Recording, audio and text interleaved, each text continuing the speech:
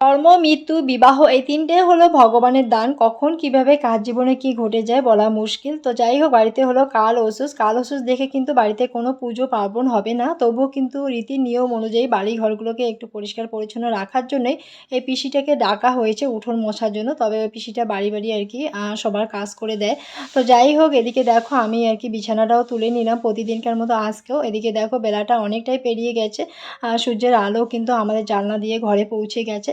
তো যাই হোক, প্রথমে মশারিটা তুলে নিলাম, আর এদিকে বাসি বিছানাটা একটু ঝাড়ু দিয়ে ঝাড় দিয়ে নিয়ে বালিশগুলো দেখো বালিশের জায়গায় রেখে দিলাম। এদিকে আলনাটাও আর কি অগোছালো ছিল, তো আলনার কাপড়গুলো একটু সুন্দরভাবে গুছিয়ে রাখছি। তবে পুজোর দিনে একটুখানি বাড়ি ঘর মানে আর কি গোছগাছ না থাকলে ভালো লাগে না, তাই আর কি সেই কাজগুলো করে নিচ্ছি।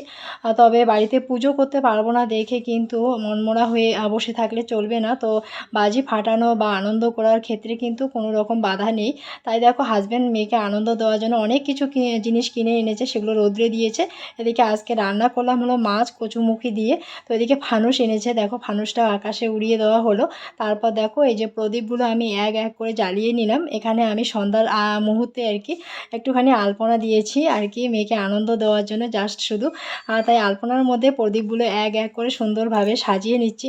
তবে কী বলো তো, আলপনার মধ্যে প্রদীপ সাজিয়ে দিলে কিন্তু বেশ দেখতেও ভালো লাগে, দেখতেই পাচ্ছ তোমরা।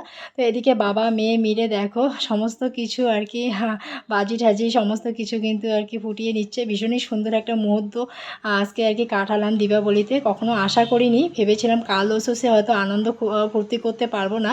তো ভীষণ ভালো লাগছে মেয়ের মুখে এই সুন্দর হাসিটা দেখে। তবে সামান্য কিছু করেছি হলো মেয়ের জন্যই, মেয়ের মুখের হাসিটার জন্যই। তো যাই হোক, এদিকে দেখো আজকের মিনি ব্লগটা যদি ভালো লেগে থাকে তবে অবশ্যই একটু লাইক করো, কমেন্ট করো, সাবস্ক্রাইব করো।